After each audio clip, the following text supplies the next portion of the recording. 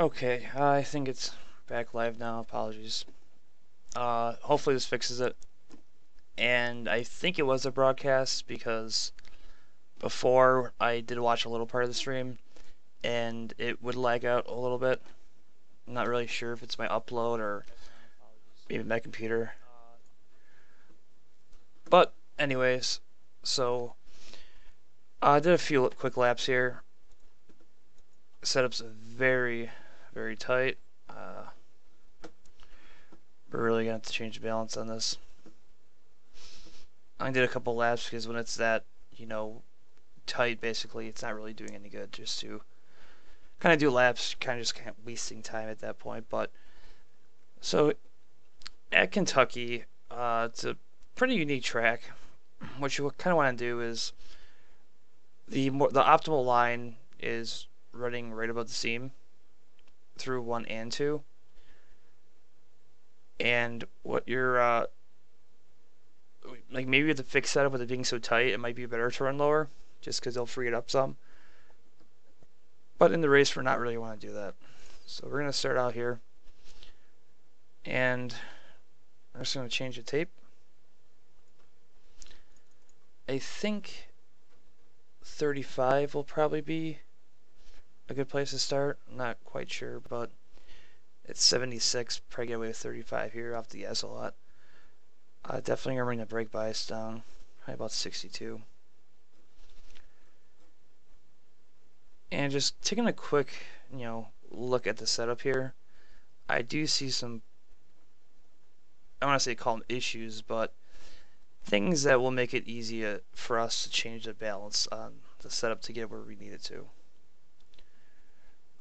And what we're going to do first of all is this rear toe is produces a lot of forward bite for us, but it is making it very tight. So we're just going to go click up on this first of all, and always make sure you're running the right gear.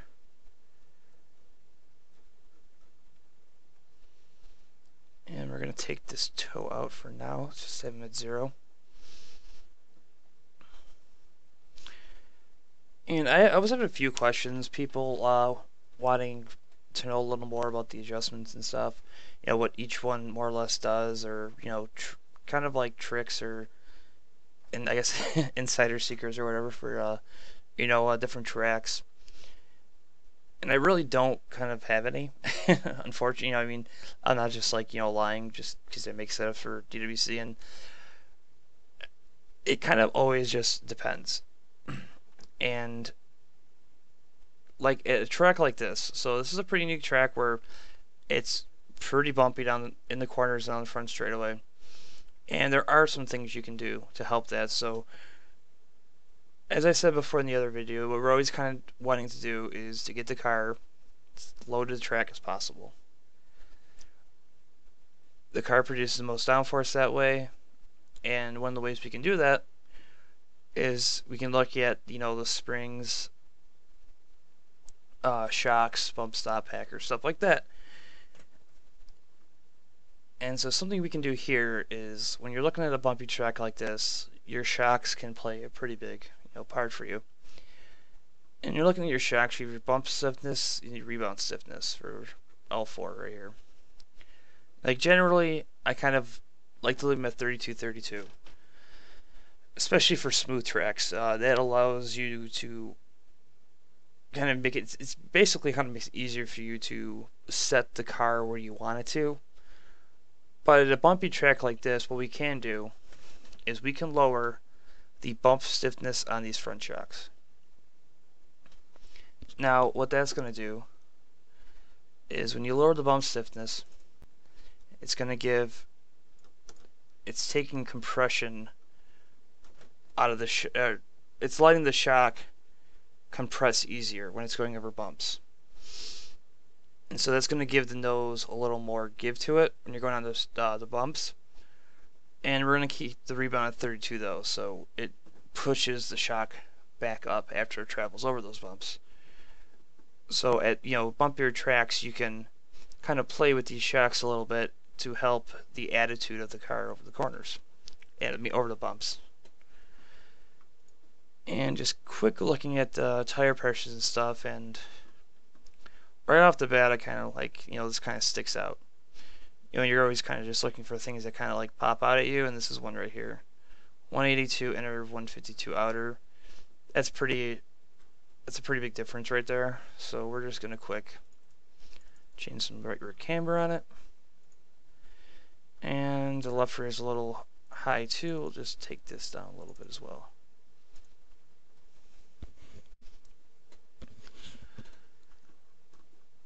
So we made a few changes, but the changes we made besides this toe aren't going to really help the balance of the car in regards to, how oversteer, understeer wise. We helped it with overall grip a little bit by changing these shocks, but we're just going to take these rear track bars and try to increase the rear split on them. And what that's going to do is it's going to give the car some rotation in the center of the quarter. It's going to let the car, rotate better in the center. It's not going to really affect entry too much, but a big thing is get the car turning in the center, which this fixed setup wasn't doing very well. So now that we made a few changes, we're just going to go out and try it again. And another thing, truck arm preload, I don't think I really talked about too much in the last video, if at all. And what we're trying to do with the truck arm preload is I always just try to keep it towards 0, or as close to 0 as possible. I don't think it really does all that much. It's actually not even a real life adjustment. I mean, there is truck arm preload in real life, but it's not something you adjust. And another thing too, sorry, before you try it. Now you'll see, since we made this track bar change here, our toes have changed as well. If we take them back to where they were, you see they're 1/16 and 1/16. So we have to kind of watch out for that. You always kind of want to run the most left rear toe you can, and the right rear toe depends on what you're kind of going for.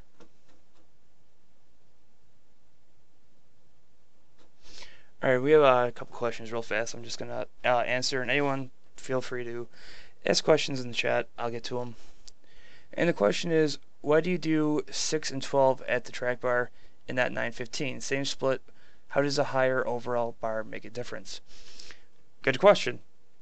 So the reason I'm doing 6 and 12 and not 9-15 is the rear track bars will affect how much like the rear end travels, and what I mean by that is how soon they'll bottom out.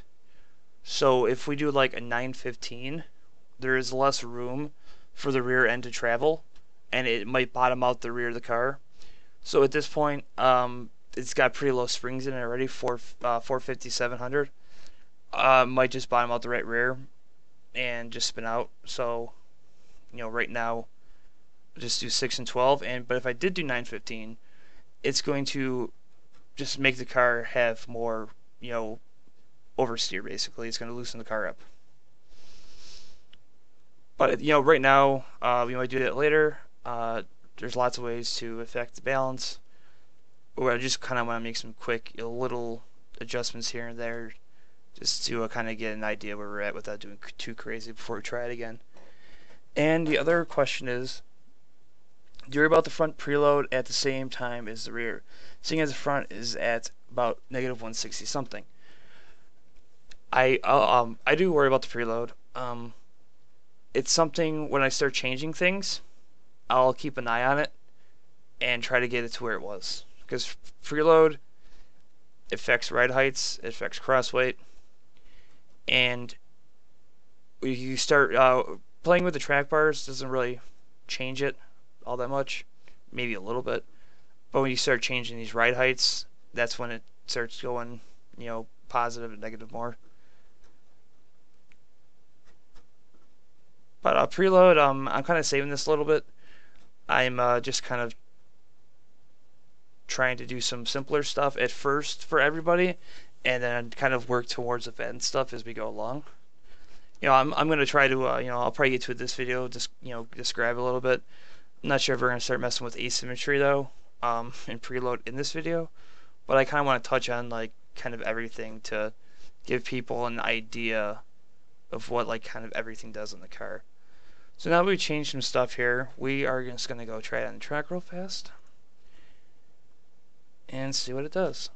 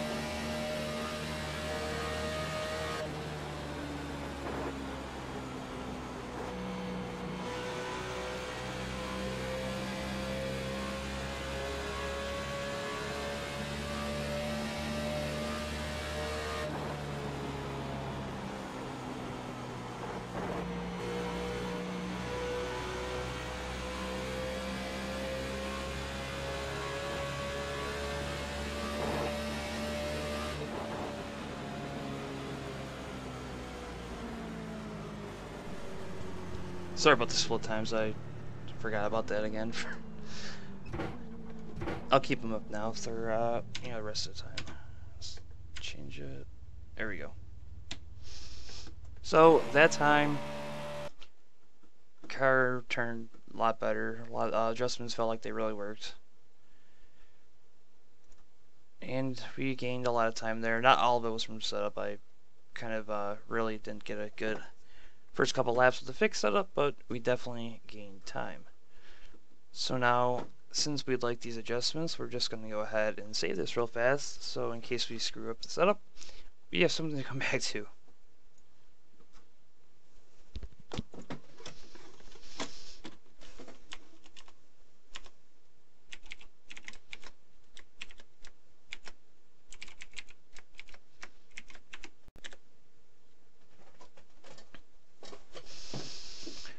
Okay, so now that we changed some stuff here,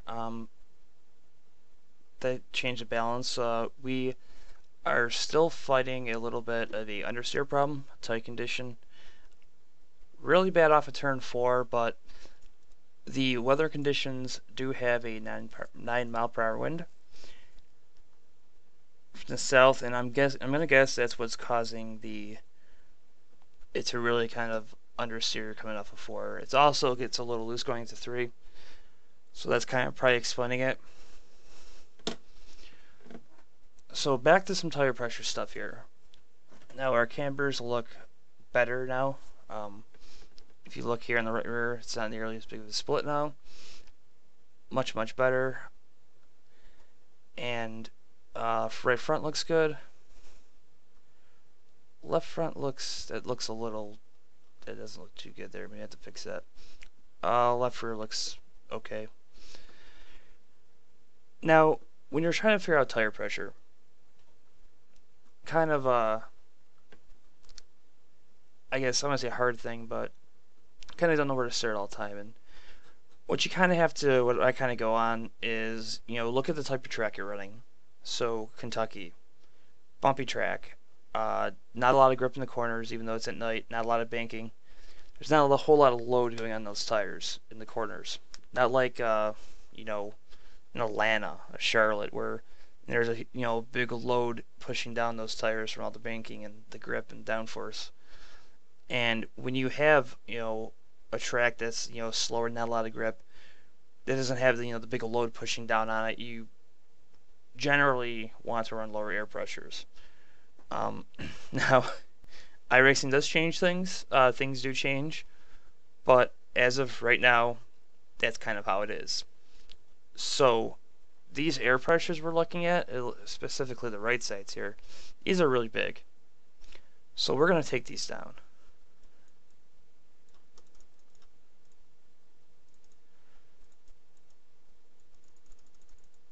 $49.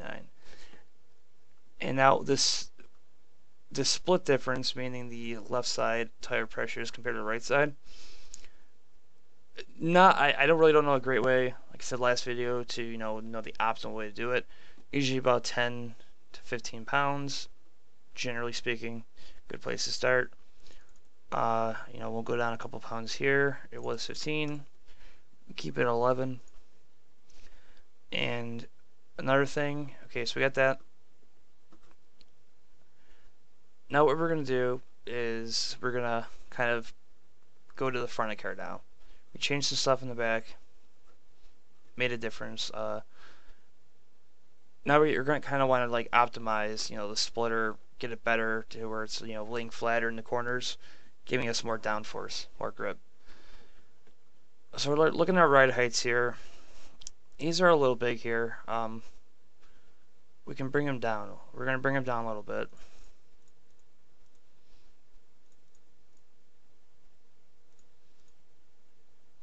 Okay.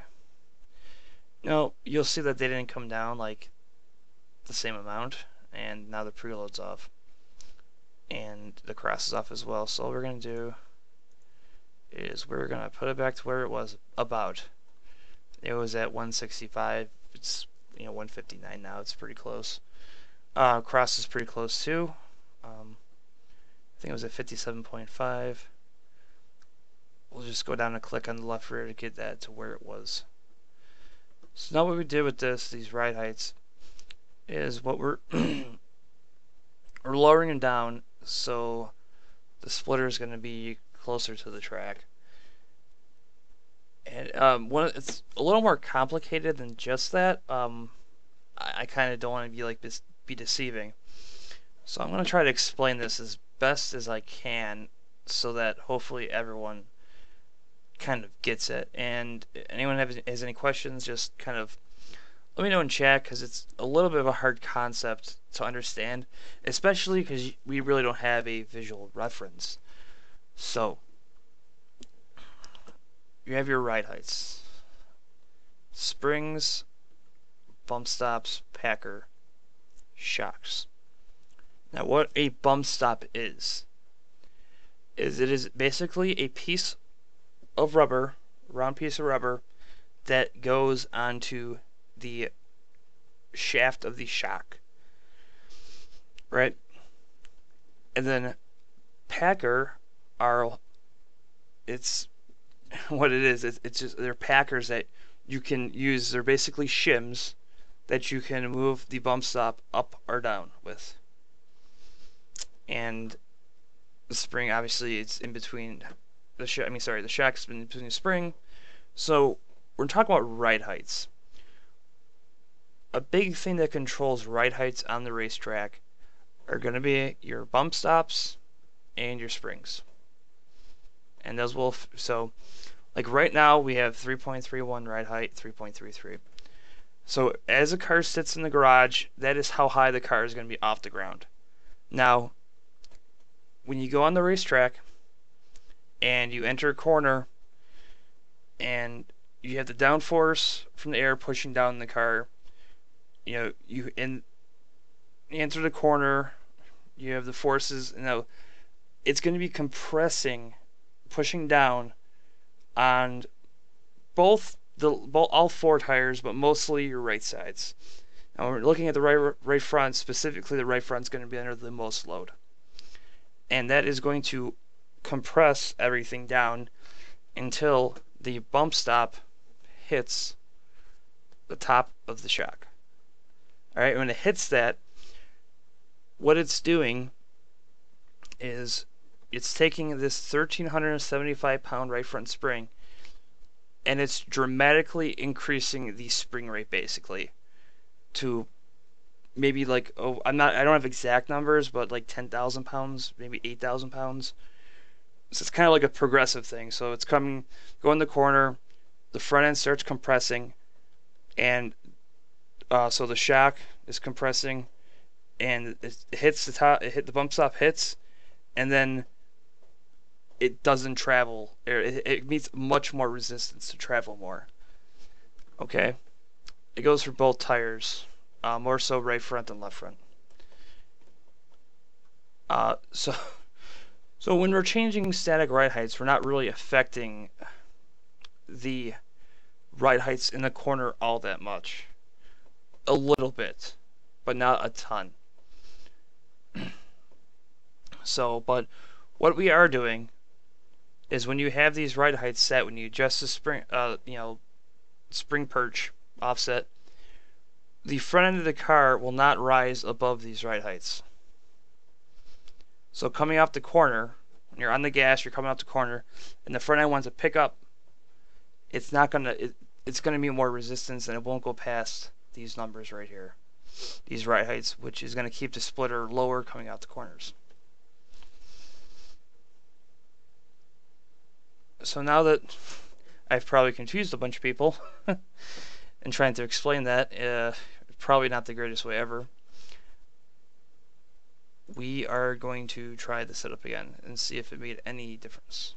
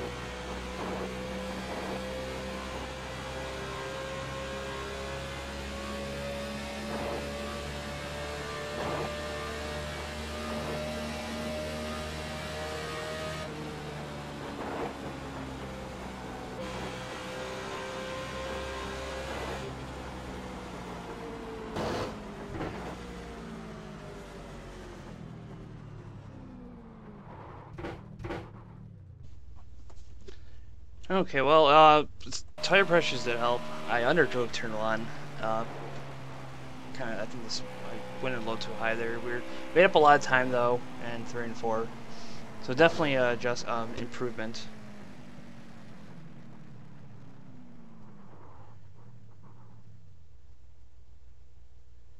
Okay, so what we have a question here is, so would you be correct to summarize that spring perch doesn't bring the minimum ride height down very much, but it brings it down the straights? So essentially there's less travel as you lower the spring perch. Yes, exactly. It's exactly correct. Yeah, what we're basically doing is we're changing the amount. It's going to be lower down the straightaways, and there's less travel to get to the bump stop, which is going to get the car onto the bump stop sooner and turn the corner. At least I know. At least I know someone kind of understood what I was getting at. I'm not really good at explaining things all that well. I'm very much a visual kind of person, so I really have a hard time kind of describing things. I guess just kind of going off about how like I visually like look at things, and I understand other people that kind of have a hard time grasping something when they're trying just talking, just like listening to someone. Okay, so back here, we're actually just gonna go a pound more down on the right sides here, and we're going to go.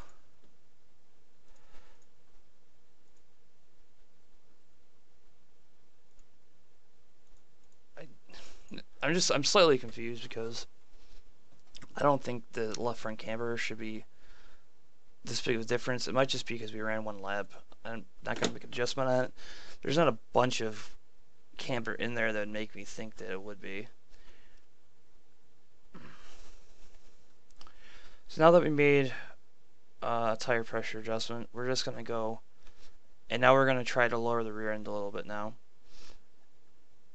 as well. So we're at 57.4 cross, and I get a 51 preload.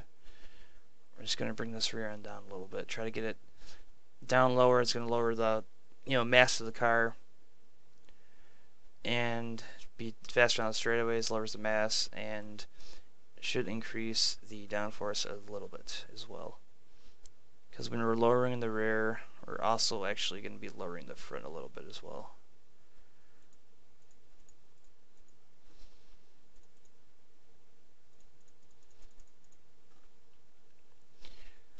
Okay. Went down evenly on both sides. Right heights came out pretty good. Crossweight's about where we had it, and so is the preload. Track arm preload's good too, so we're just going to go and take it out on the track again.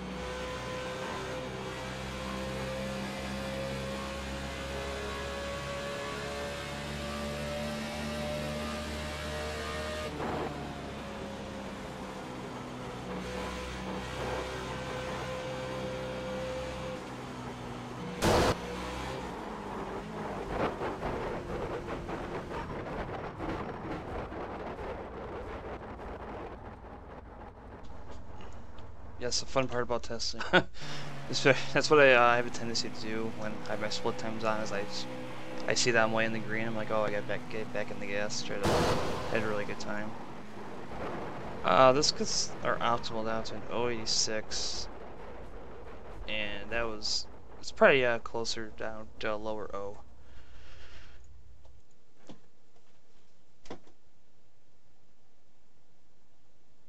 Okay, so the question is, why wouldn't you keep the rear right heights somewhat higher to get the spoiler in the air more?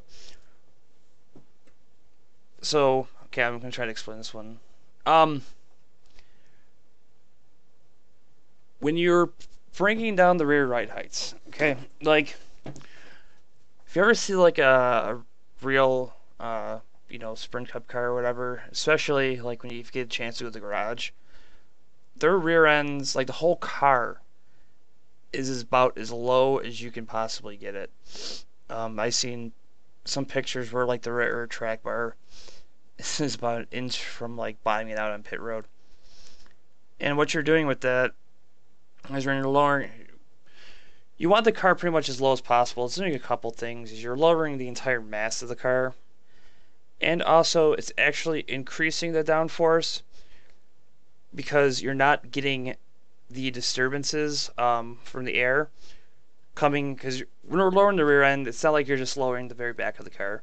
You're lowering the whole car, but more so in the back than in the front, and you're lowering the side skirts too, and that's preventing air from getting underneath the car and disturbing it, which is when you have a more even flow underneath the car, that's increasing your overall downforce on it. So even though like you think maybe having the splitter way up in the air, have the whole front end like rear end just like jacked up way high, it's actually incorrect. You're actually going to be losing downforce that way, and you're increasing drag as well. It's kind of like why you just don't, in NASCAR you don't see like the splitters, like the rear end of the car is just all jacked up real high. It's because it's hurting the aero profile of it.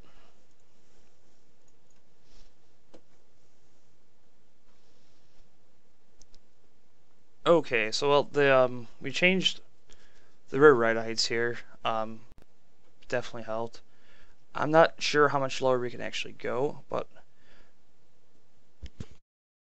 what I'm going to do is I'm just going to put a little more right rear track bar in to try to help the car coming off the corner get a little more rotation in the center off. See if that will help some. And we're going to fix the right rear camber. Went down a little bit. That should be okay. Alright, we'll try this. Hopefully I won't just spin out or hit the wall before again.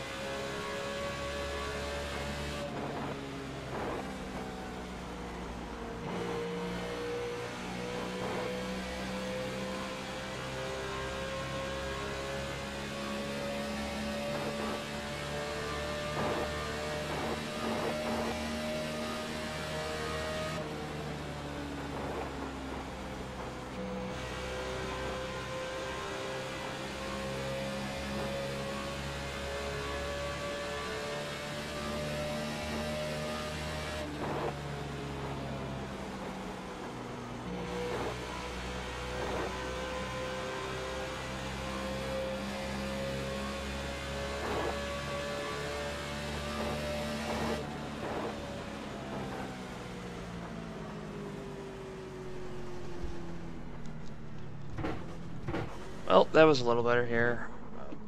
Once again, I messed up 3 and 4. 3 and 4 is a little odd because when I go back on the replay here, I'm actually entering too high here, and it's making the car hit some bumps. It's getting it tight. I always have kind of a problem here where I kind of want to arc it in too much. It's slightly strange because I just have a tendency, to kind of arc it in to get the best angle in the corner. And it's something that I kind of fight with. But it was a lot better that time. And now we're just going to save this again. Name it 2. So now at this point, I'm pretty happy with the car. I just kind of want to make little adjustments now. We don't do anything too drastic to take a big swing at it. So what I'm going to do is, it's just a little tight still. I want a little more rotation. I am just going to go down on the cross a little bit. So I went from 57.4 to 57.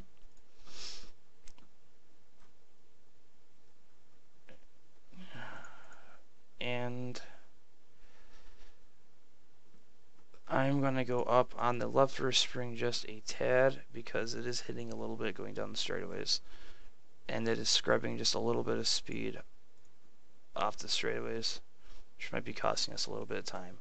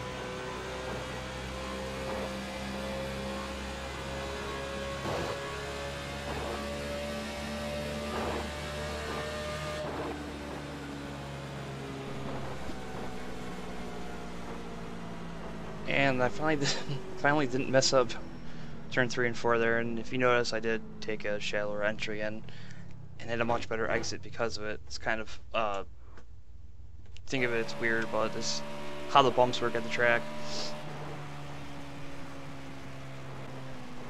And since we set a PB with this, we're just going to save this one real fast. So we like their changes.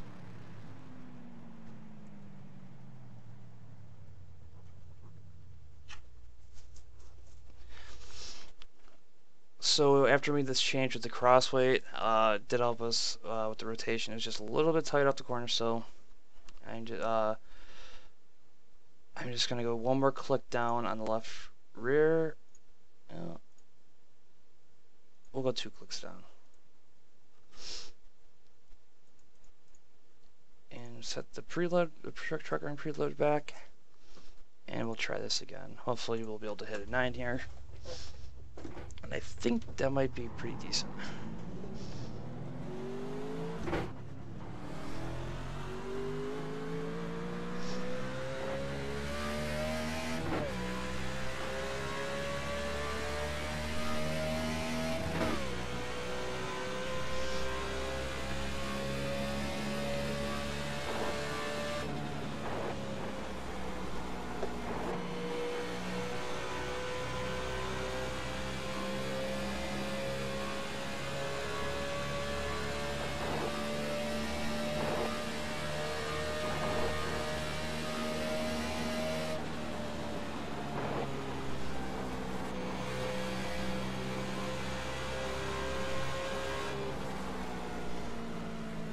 Oh, I got a little bit there.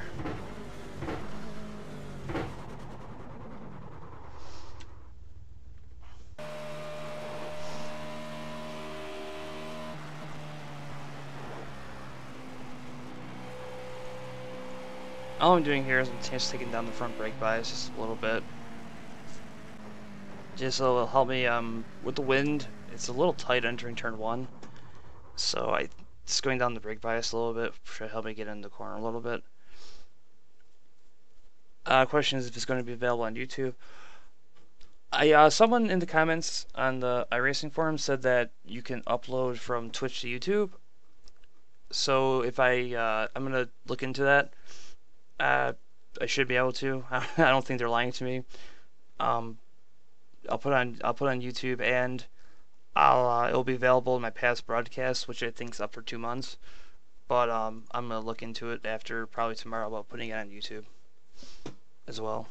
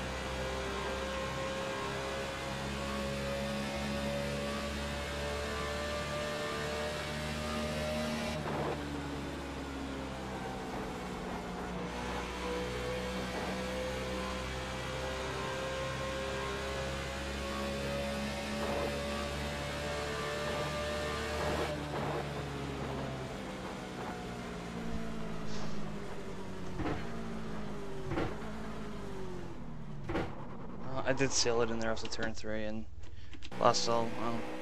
I matched my sector on time, but definitely just didn't have the speed coming off. But if anyone has any questions, let me know. I was gonna kind of try to go more in depth on some of the stuff today, but as I said before, I'm actually really tired. But I'll probably do that maybe later this week if I have some free time. Maybe I'll start. I kind of want to go through like each and kind of everything to give everyone a base knowledge to work off of about what everything does. But for now, I think just take some questions here from anyone that has any, and then maybe later this week, or I'm not sure what track they're at next week, but maybe I'll do that then.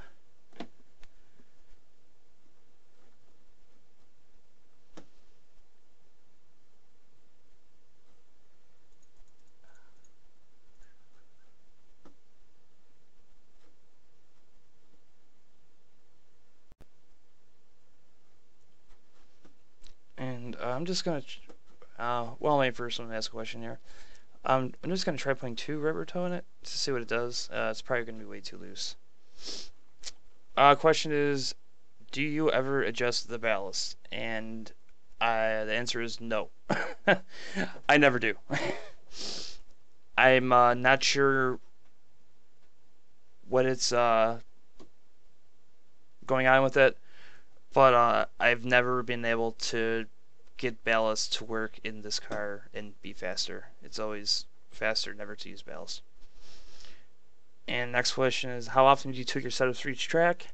And the answer to that is every single week. Pretty much every week, I have to go through and kind of redo every setup. A few seasons ago, you kind of just had a base for everything that I could take to each track, but with how the car is now, and to get the optimal speed out of the car, it's all about how close you can get the car, or specifically the front splitter, to the racetrack. When it's splitters right on the racetrack without touching, that's when it's creating optimal downforce, and that's when it's going to be the fastest. And to do that, you pretty much have to go through each week and tweak the setups from the start. And next question is, why don't you usually high springs at this track? You didn't change them much from the fix, but do you think 4,000 springs are okay? Well, a couple of reasons for that. Springs, as I didn't change, is because one of the things I kind of want to do at this stream, at least for the first couple, is I want to have people that aren't really used to setups be able to watch the videos and kind of pick up on some stuff where they can take the fixed setup and they can just kind of tweak on a little bit without worrying too much. Just like, pretty much what I did was I, changed a little bit front ride heights, rear ride heights, toe, little camber, little cross, tire pressures. So pretty much I just want people. Oh, and I forgot, I changed some front springs here. So one of the reasons I didn't do that is because I didn't want to start getting into running, like, trying all kinds of different spring packages where that's going to make me change, the packers, the bump stops, dramatically, asymmetry, preload, like that. I think a lot of people get intimidated by that stuff. So I just wanted to kind of show them that it's possible to make. It's not a setup that's going to go out and win in the Pro Series, but it's going to be something that's going to be obviously faster than the fixed setup. And do you think 4,000 springs are okay here? Maybe. It all kind of depends. They'll probably be okay. It all kind of depends on like how you're taking the approach of getting the splitter on the track. I probably wouldn't run that high of springs. I'd probably run about 2,000 max, just because when you get in really high springs on a bumpy track, it's not as optimal because the front end's not giving enough and it's hitting the bumps too hard. That's just kind of my opinion. Will they work? I'm sure you could get them to work. I'm sure if I sit here with 4,000 pound springs, I could get them to work.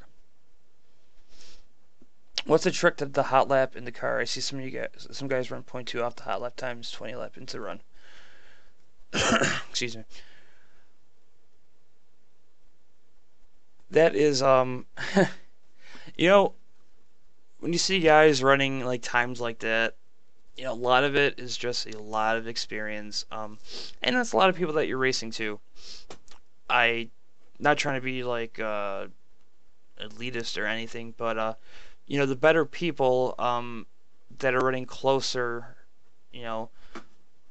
to how fast the car is, it's physically possible for it to run, their lap times are going to be better than and more consistent. And that's just because they're getting the most out of the car. A lot of it has to do, if you're having problems with falling off on the long run. I find that a lot of people, especially actually one of the reasons why I decided to stream some of these is because I was trying to help people with setups, and their setups were just pounding the racetrack and they weren't turning, and they're like, help, I don't know what's going on. And when you have a setup, their splitter is just destroying the racetrack in the corners. You just hear it scraping all the way around. The car isn't going to turn. It's just going to plow and understeer really badly.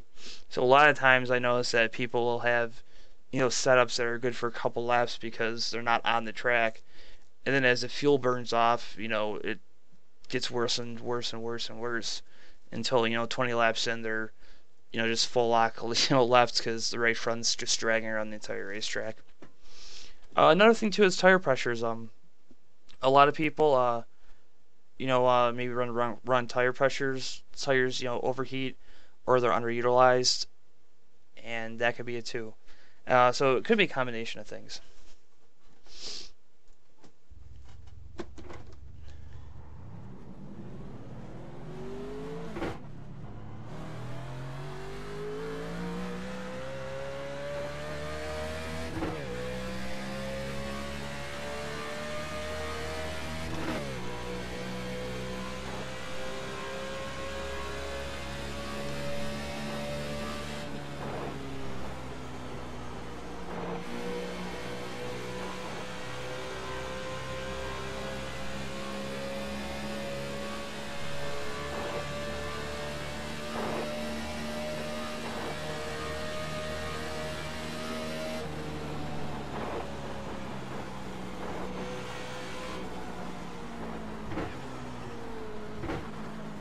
Yeah, the 2 wasn't doing too much.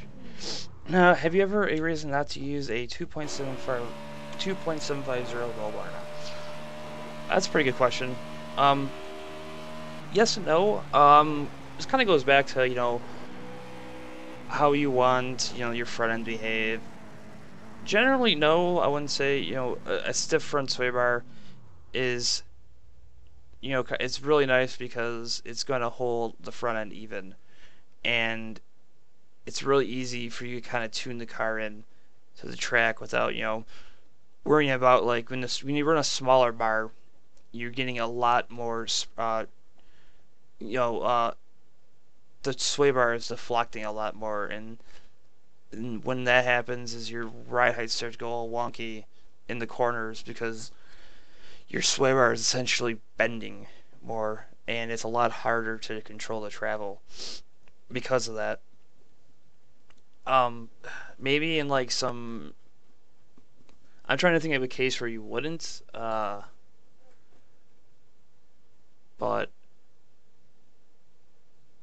I just can't think of it off the top of my head. But I'm sure you could probably get it to work too. It's just that it's going to take a lot more effort to get it to work because it's going to be a lot harder to. Oh yeah, short track. Oh yeah, there you go, short track. Short track would be a place where you can get to work. I mean, you can get them to work here, like at this track too, but it's just going to be a lot harder for you to get the car dialed in because you're going to have to be dealing. You're not going to have the big bar supporting the car basically, where it's going to keep the ride heights as even as possible in the corners. So you're going to have to do a lot more tweaking, with fine tweaking. I'm talking about when I'm making a pro setup and stuff, and we're adjusting bump stop stiffness by 3 clicks just to try to get the splitter as perfect as possible. That's when having a small bar really becomes a disadvantage.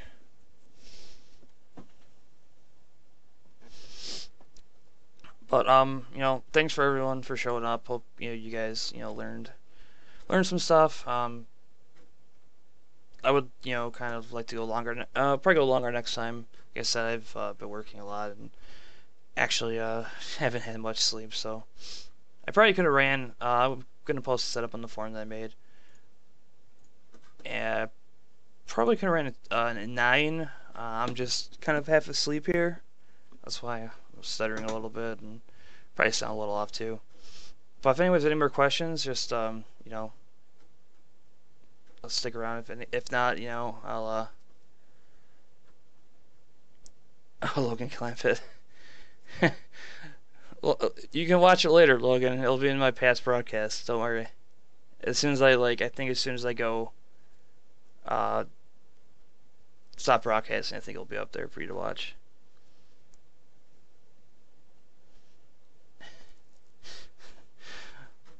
Okay, well, guys, I'm gonna take off then. Obviously check the thread in the forum. Anyways, any questions? Just, ask them there. I'll be checking in on it. Any suggestions too, comments, anything. Feel free to subscribe. I guess everyone always says that in their videos, so I might as well just conform to it as well. All right, guys, have a good one.